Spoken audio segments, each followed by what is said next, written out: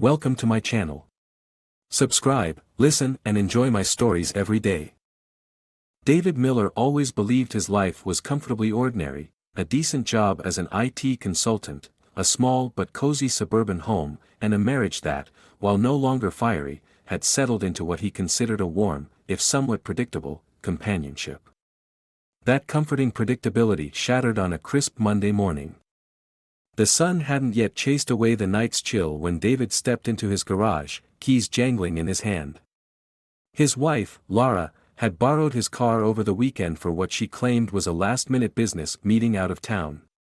He didn't think much of it, after all, her marketing career often called for such trips. But as he approached the car, a subtle sense of disorder struck him. The passenger seat was reclined far back, and several fast food wrappers littered the floor. Frowning, David opened the door and was met with a faint, unfamiliar perfume, a sweet, floral scent that definitely wasn't Lara's usual. Business meeting, huh? He muttered to himself, his thoughts darkening. Deciding to clean up before heading to work, David grabbed some garbage bags and started clearing out the trash. His hands moved mechanically, his mind lost in the implications of the mess. Laura was usually meticulous about cleanliness, especially in his car. The disorder didn't add up. As he reached under the back seat to check for more litter, his fingers brushed against something decidedly not trash. Pulling it out, he felt the blood drain from his face as he stared at a used condom, tied off and glaringly evident against his morning plans. No, no, no. David's voice was a whisper, his mind reeling. Lara's explanations, her tired smiles when she came back last night, the mumbled apologies for being late, it all played back in his head like a mocking echo. His heart pounded against his chest as he stormed back into the house, the offending item clenched in his fist. Laura was still in bed, her sleep undisturbed and peaceful. Seeing her like this, so vulnerable, yet now so alien, felt like a punch to the gut. Laura. David's voice was louder than he intended, his usual calm demeanor washed away by a torrent of betrayal. Laura jerked awake, blinking in confusion. David? What's this? He thrust the used condom at her. Explain this, Laura. Her eyes widened, and for a moment, she faltered, her face the picture of someone caught in a lie. Then, quickly, almost too quickly, she composed herself. David, Save it, he snapped, cutting her off. His mind raced with images of betrayal, of whispered lies and secrets kept in the dark. I trusted you, Laura. I trusted you with everything I am, and this is what I get in return. Lara's face crumpled, her usual composure breaking as she reached for him. Please, let me explain. No. The coldness in his voice surprised even him. I'm late for work. We'll discuss this tonight. Leaving her there, with her pleas hanging in the air, David returned to the car. The drive to work was a blur, his hands tight on the steering wheel, his mind lost in a haze of anger and sorrow. The discovery was just the beginning, the first unraveling thread of a tapestry he thought he knew well. As the city buzzed around him, unaware and indifferent, David made a silent vow. He would uncover the truth, no matter how deep it buried or how painful. His marriage, and his very life, depended on it. The office seemed to close in around David as he sat at his desk, the hum of his computer and the distant chatter of coworkers barely registering in his troubled mind. His morning discovery replayed on a relentless loop, each replay sharpening his anger and confusion. A knock on the doorframe pulled him from his dark reverie. He looked up to see his colleague, Jenna, leaning against the door with a concerned expression. Hey, David. You okay? You look like you've seen a ghost. David managed a weak smile. Just a rough start to the day. Jenna walked in and sat opposite him. Her presence, usually a comforting one, felt intrusive today. Want to talk about it? She offered, her tone gentle. He shook his head, then paused. Maybe a fresh pair of eyes was what he needed. Actually, maybe I do. You remember Laura borrowed my car this weekend? Jenna nodded, her brow furrowing as she sensed his discomfort. Yeah, something wrong. I found something troubling in the car this morning. David hesitated, the words catching in his throat. A used condom, Jenna. Her reaction was a mix of shock and sympathy. Oh, David, that's awful. Do you think? I don't know what to think, David admitted, his voice a mix of rage and despair. She said it was a business trip. Doesn't sound like any business trip I know, Jenna said, her words edged with bitterness. You gonna confront her? I did. This morning. She didn't really say much. I told her we'd talk more tonight. Jenna's eyes narrowed thoughtfully. You know, if you want to get to the bottom of this, maybe you should follow her. See where she really goes when she says she's working late or going on another business trip. David considered this. It felt underhanded, yet what choice did he have? Trust had already been breached. Maybe you're right. I need answers. Let me help, Jenna offered. I have a friend, works as a PI. He could help track her without being too obvious. Relief and gratitude washed over David. Thanks, Jenna. I might just take you up on that. That evening, the house felt colder, the silences longer. Laura was already home when David arrived, her face anxious, her movements hesitant. We need to talk, David said as soon as he entered, his voice firm despite the turmoil inside. Laura nodded, leading him into the living room. She sat on the edge of the couch, her hands clasped tightly in her lap. David, I can explain. Explain how a condom ended up in my car. Because I really need to understand how that happens on a business trip. Lara's eyes welled with tears, her voice a whisper. It's not what you think, David. It's not. Then what is it, Laura? Help me understand. His demand was clipped, each word a struggle to maintain composure. It was a mistake. A terrible mistake, Laura confessed, her voice breaking. It was just once, a moment of weakness. I regret it, I do. David recoiled as if struck. Who? He asked, the question hollow. Laura hesitated, then whispered a name. Tom. Tom Richardson. The name didn't ring any bells. Not a friend, not a coworker he could recall. Who is he? A client. We've been working closely together. It just happened. Just happened, David repeated, the phrase tasting bitter. Where does this Tom work? At Henson Corp, downtown. I'm so sorry, David. David stood abruptly, his mind racing. I need some air. He left the house, each step away from Laura a mix of relief and despair. As he walked, his phone vibrated, Jenna's contact, the PI's number ready and waiting. His decision was clear. He would seek the truth, no matter what it uncovered. David's heart thudded painfully against his ribs as he sat in his car, parked just across the street from the sleek, glass-fronted building of Henson Corporation.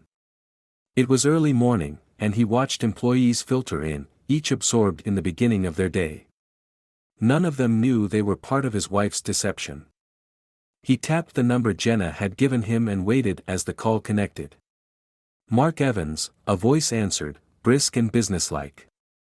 Mark, this is David Miller. Jenna referred me. Ah, yes, Mark replied, a note of understanding in his tone. What can I do for you, David? David explained quickly, his voice low. I need to know more about a man named Tom Richardson. He works there at Henson Corporation. There was a pause, then the sound of typing. I can handle that. Surveillance or background check? Both, David said firmly. I need to know what he's really about. Understood. I'll get on it, Mark assured, and after a few more logistical details, they ended the call. David's gaze returned to the building, his mind racing. He remembered Lara's hesitant confession, the tremor in her voice. He couldn't just sit and wait, he needed to see this Tom for himself. He left the car and crossed the street, mingling with the employees heading into the building. His heart pounded as he slipped inside, unnoticed among the morning rush. The lobby was bustling, and he used the chaos to his advantage, scanning for any sign directing him to Tom Richardson's office. Finding the directory, David located Tom's office on the 6th floor. He made his way to the elevator, pulse racing with every ding of the floors passing. As the doors opened on the 6th floor, he stepped out into a quieter hallway, the corporate buzz muffled here. David walked down the corridor, his footsteps silent on the plush carpet. Finding room 602, he paused outside, taking a deep breath before he raised his hand to knock. The door swung open, and a man in his early 40s stood there, dressed impeccably in a tailored suit. His look of mild curiosity didn't waver even as his eyes met David's. "Can I help you?" he asked, his voice smooth. "Tom Richardson?" David confirmed, and the man nodded. "I'm David Miller. We need to talk about Lara." Tom's expression shifted, a flicker of recognition, then wariness, crossing his features. "I see. Come in." He stepped aside, allowing David to enter a spacious office with a view of the bustling city below. As the door closed behind him, Tom gestured to a seat. "What exactly is this about, David?" David didn't sit. "You know exactly why I'm here, Tom." "Lara." Tom sighed, his shoulders sagging slightly. "Lara told you, then. I'm sorry you had to find out this way." "Sorry doesn't cut it," David snapped, his hands clenching at his sides. "What were you thinking?" "It wasn't planned, David. It just happened," Tom echoed Lara's words, the same tired excuse. "Just happened?" David's voice rose, tinged with sarcasm. "People don't just fall into bed together. There were choices, Tom. Wrong choices." Tom met his gaze, his own eyes hardening. "It's not just me at fault here. Lara wasn't exactly being pushed away." The accusation stung, more than David wanted to admit. "What are you implying?" "Ask your wife," Tom said flatly. "She has her reasons. And maybe it's best if you hear the rest from her." David stared at him, the weight of Tom's suggestion settling like lead in his stomach. He turned sharply and left the office, Tom's last words echoing in his mind. As he exited the building, his phone buzzed. Mark's text appeared, "Got some preliminary info. Call when free." David glanced back at the building, a knot of betrayal and confusion tightening within him. He needed answers, and he needed them now. Whatever this web of lies Lara had woven, he was going to unravel it, piece by painful piece. David's world had narrowed to a single point of focus, unraveling the mystery that his marriage had become. After leaving Tom's office, his mind raced, caught between betrayal and the desperate need for the complete truth. He parked near a quiet park, a spot where he often came to think, and dialed Mark's number. "Mark, it's David. You mentioned some preliminary information." "Yes," Mark's voice was efficient, laced with the promise of revelations. "Tom Richardson is clean on a surface scan, no criminal record, financially stable. But there's a twist. He's connected to another marketing firm, one that directly competes with Lara's employer." David's brow furrowed. "A competitor? What's the connection?"